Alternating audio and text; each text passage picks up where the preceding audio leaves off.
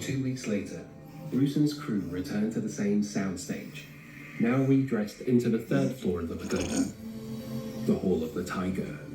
The first 2 days of filming are largely dedicated to a fight scene never seen before and long presumed lost, until now.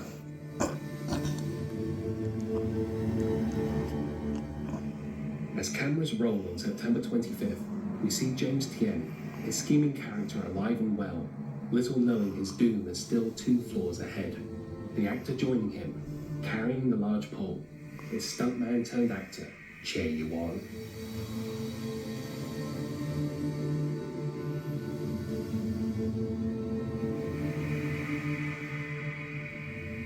The actor waiting for them, sitting in the chair, is Dan Inosanto.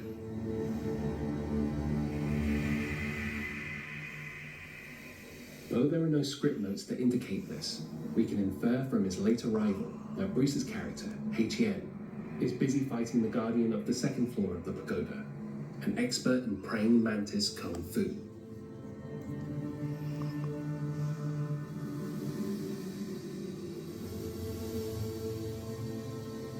Born in 1945 to a Chinese family living in Malaysia, Che Yuan had already firmly established himself for 5 years as an in-demand stuntman at Shaw Brothers, since first appearing in their record-breaking hit, The One-Armed Swordsman. His role in The Game of Death, originally intended for then up-and-coming Golden Harvest fight choreographer Sammo Hung, is of another one of the fighters sent by the Korean mobster to raid the pagoda. His character, unnamed except for Che in Bruce's notes, is immediately contrasted with James Tien's.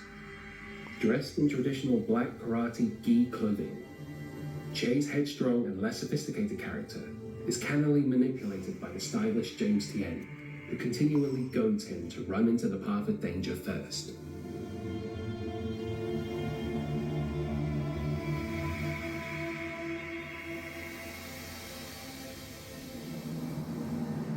The log fight, as it has become known to legions of Bruce Lee fans over the years, has never been incorporated into any edited assembly of the Game of Death footage before. As Che wields the large pole, picked up, allegedly, from a display of weapons held on the second floor of the pagoda, Dan's character is unfazed as he picks up the 2 much smaller sticks, known in the Philippines as kali or anis. Dan begins to tap an insistent, nagging melody using the kali, taunting Che and Yuan by repeating it over and over. Tap, tap, tap, tap, tap, tap, tap. Tap, tap, tap, tap, tap, tap, tap. The origin of this melody dates back to Bruce and Dan's early friendship. It was the secret knock they devised for entrance to the Junfan Kung Fu Institute the pair opened in the Chinatown area of Los Angeles in 1967. Having only appeared on camera once before, as a fight double in an episode of The Green Hornet, opposite Bruce, Dan's character in The Game of Death is the guardian of the pagoda's 3rd floor, expert in the art of the screamer stick fighting from the Philippines. The 3rd floor guardian's red headband and open-chested black shirt indicate he is a Moro, one of the Muslim communities native to the southern Philippines. As Che turns to James Tien, intimidated by Dan's display of force, James Tien snorts derisively, provoking Che to continue.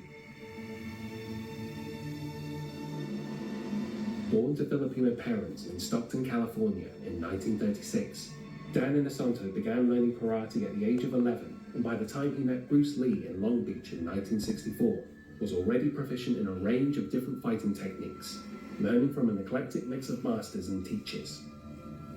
His deftness at combining different methods greatly influenced Bruce as he developed Jeet Kune Do, and soon Dan became one of only 3 Jeet Kune Do instructors personally appointed by Bruce.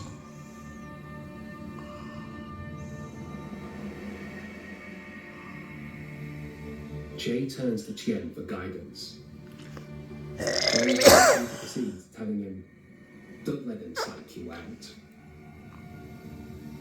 As with the fight with Kareem Abdul-Jabbar, The message is that it's not the size of the fighter or their chosen weapon that counts, but rather the skill and strategy with which they attack. This fight philosophy unfolds through numerous stages, and with the log fight footage found again, we get a much clearer view of what Lee strived for. In many ways, the Hall of the Tiger sequence expands on the Colosseum fight from The Way of the Dragon. That classic confrontation between Lee and Chuck Norris progressed in two phases. The first had Lee attempting to match Norris's hard style of traditional karate, but coming up short. But on the second phase, Lee overcomes his mammoth opponent through Jeet Kune Do's ethos of adaptability and flexibility, visually signified by the Ali shuffle in his footwork, and an overall unpredictability of movement that doesn't fit with any traditional martial system. In the Hall of the Tiger sequence, this philosophy is expressed through 4 phases.